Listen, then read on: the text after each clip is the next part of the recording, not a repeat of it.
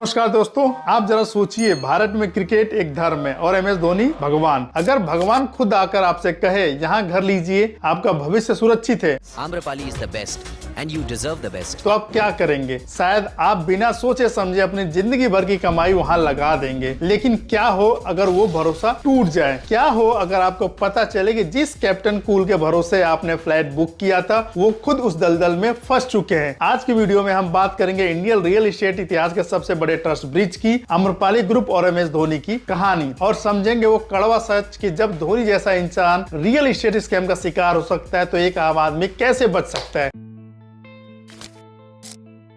चलिए जानते हैं। कहानी शुरू होती है साल 2011 में। भारत वर्ल्ड कप जीता है, पूरा देश जश्न मना रहा है। इसी बीच एक real estate company Amrapali group पूरे क्रिकेट टीम को विला गिफ्ट करने का ऐलान करती है। धोनी इस कंपनी के ब्रांड एम्बेसडर बन जाते हैं। टीवी हो या अखबार, हर जगह धोनी और आम्रपाली साथ दिखते हैं। अब यहाँ साइकोलॉजी समझिए। एक आम मिडिल क्लास आदमी ने सोचा, यार अगर धोनी इसका प्रचार कर रहे हैं तो प्रोजेक्ट तो सॉलिड ही होगा, और इसी भरोसे पे हजारों लोगों ने नोएडा और ग्रेटर नोएडा में फ्लैट्स बुक कर लिए। लेकिन फिर आया साल 2016, 5 साल बीत चुके थे लेकिन लोगों को घर नहीं मिले, प्रोजेक्ट अधूरे पड़े थे। परेशान होकर होम बायर्स ने सोशल मीडिया पे कैंपेन चलाया, #आम्रपाली मिसयूज। लोगों ने धोनी को टैग करके कहा, माई भाई हमने आपके शक्ल देख के घर लिया था, अब आप ही कुछ कीजिए। ये वो मोमेंट था जब लोगों को समझ में आया कि मार्केटिंग और रियलिटी में कितना बड़ा अंतर होता है। दबाव इतना बड़ा कि अप्रैल 2016 में धोनी ने ब्रांड एम्बेसडर का पद छोड़ दिया। लेकिन कहानी यही नहीं खत्म होती है। जब मामला सुप्रीम कोर्ट पहुंचा और फॉरेंसिक ऑडिट हुआ तो एक चौंकाने वाला सच सामने आया। पता चला कि सिर्फ होम बायर्स ही नहीं, खुद धोनी भी ठगे गए थे।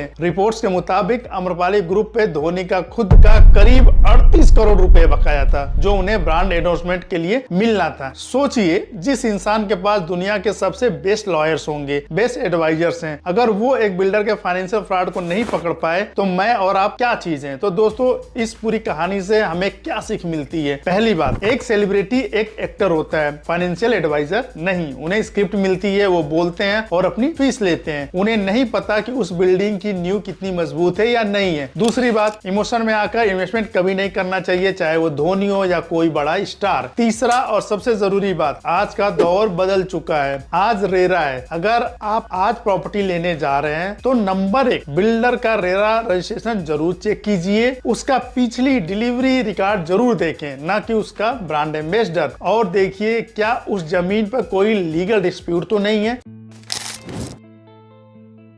धोनी ने तो अपनी गलती सुधार ली, बाद में उन्होंने समझदारी दिखाई और अब वो टेक बेस्ड रियल एस्टेट कंपनियों में इन्वेस्ट कर रहे हैं। हाल ही में एक खबर आई जिसमें फाइनेंशियल वर्ल्ड में खलबली मचा दी।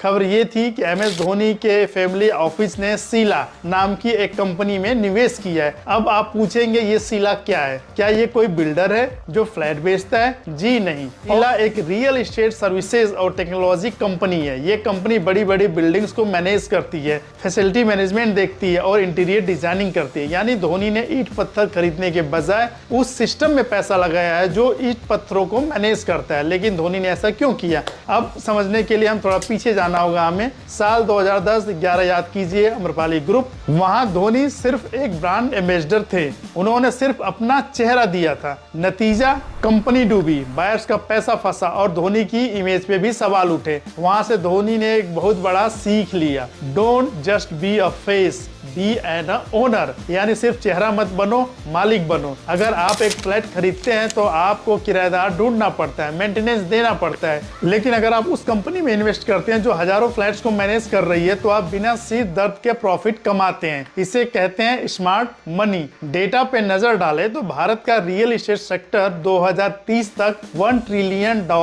का होने वाला है। लेकिन इसमें सबसे तेज ग्रोथ जो है रेजिडेंशियल सेल्स में नहीं है, बल्कि प्रॉप टेक और सर्विसेज में हो रही है। धोनी के एडवाइजर्स ने ये ट्रेंड पकड़ लिया। वो समझ गए हैं कि बिल्डिंग्स तो बनती रहेंगी, लेकिन उन बिल्डिंग्स को चलाने के लिए टेक्नोलॉजी और मैनेजमेंट की जरूरत हमेशा रहेगी। यह एक रिकरिंग रेवेन्यू मॉडल है, यानी एक बार पैसा लगाओ और बार बार कमाई करो। तो दोस्तों, इससे एक आदमी यानी आपको और मुझे क्या सीखने की जरूरत है? हम अक्सर इन्वेस्टमेंट का मतलब सिर्फ प्लॉट या फ्लैट खरीदना समझते हैं। हम अपनी पूरी जमा पूंजी एक प्रॉपर्टी में लगा देते हैं और फिर उसके दाम बढ़ने का इंतजार करते हैं। धोनी की स्ट्रेटजी हमें बताती है, रूल नंबर 1, डाइवर्सिफाइड करें, सिर्फ फिजिकल प्रॉपर्टी की नहीं, रियल एस्टेट में जुड़े दूसरे विकल्प भी देखें। Rule number 2, look for value, सिर्फ भीड़ के पीछे मत भागिए, देखिए कि मार्केट किस दिशा में जा रहा है। रूल नंबर 3, अपने इन्वेस्टमेंट पे कंट्रोल रखिए, जैसे अब धोनी रखते हैं। क्रिकेट के मैदान पे धोनी हेलीकॉप्टर शॉट के लिए जाने जाते हैं, लेकिन इन्वेस्टमेंट की दुनिया में वो टेस्ट मैच खेल रहे हैं, सुरक्षित, लंबी पारी और सॉलिड रिटर्न। अगर धोनी मुंबई के बांद्रा या वर्ली में एक अल्ट्रा लग्जरी अपार्टमेंट लेते तो उसकी कीमत होती करीब 100 करोड़ रुपए के आसपास, और 100 करोड़ रुपए खर्च करने के बाद उन्हें क्या मिलता है? एक 4 BHK या 5 BHK का कंक्रीट का डब्बा, जहां प्राइवेसी के नाम पे आपको हर रोज पेपराजी और ट्रैफिक का सामना करना पड़ता है। एक इंसान जिसके पास सब कुछ है वो स्पेस और पीस के लिए तरसता है, और मुंबई में आप चाहे कितने भी पैसे दे दें, आपको ये दोनों चीजें मिलना लगभग नामुमकिन है। अब चलते हैं रांची। धोनी का 7 एकड़ में फैला हुआ farm house Kailashpati.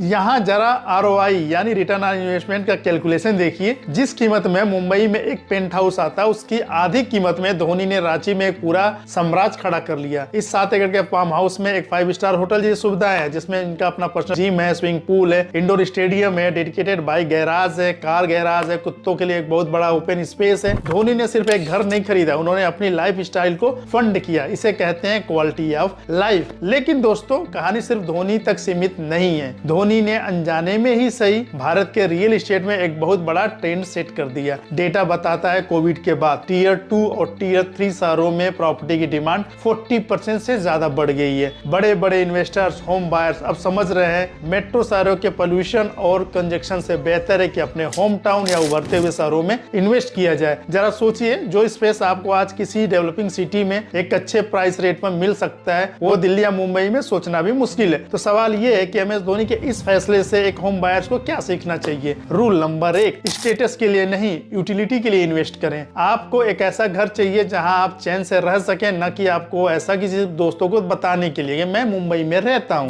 Rule number 2, space is the ultimate luxury. अगर आपके पास 1 करोड़ रुपए हैं तो मेट्रो शहर में किसी कोने में आपको 1 BHK लेने से बेहतर है कि आप अपने होम टाउन में एक 3 BHK या एक प्लॉट लें। धोनी ने पीयर प्रेशर में आकर मुंबई में इन्वेस्ट नहीं किया, उन्होंने वो किया जो उनके और उनके परिवार के लिए सही था। दोस्तों, रियल एस्टेट में ईंट और सीमेंट का खेल नहीं है, ये आपके विजन और लाइफ स्टाइल का रिफ्लेक्शन है। धोनी ने अपनी पिच खुद चुनी और उस पर आज वो नाबाद खेल रहे हैं। उन्होंने अपना सबक सीख लिया, लेकिन सवाल ये है, क्या आपने सीखा? अगर आप भी रियल एस्टेट में इन्वेस्ट करना चाहते हैं तो चेहरे पे नहीं, फैक्ट्स पे भरोसा कीजिए। अगर आप भी अपनी रियल एस्टेट इनिंग्स को धोनी की तरह स्मार्ट बनाना चाहते हैं तो आंख बंद करके फॉलो मत कीजिए, रिसर्च कीजिए, और ऐसे ही इन डेप्थ एनालिसिस और सही प्रॉपर्टी गाइडेंस के लिए आप जुड़िए प्रॉपर्टी की बात के साथ। और हाँ, रियल एस्टेट की दुनिया के हर अपडेट के लिए प्रॉपर्टी की बात को सब्सक्राइब करना ना भूलें। और अगर आपको वीडियो अच्छी लगी हो तो प्लीज इसको लाइक करो और कमेंट करना ना भूलें। मिलते हैं अगले वीडियो में।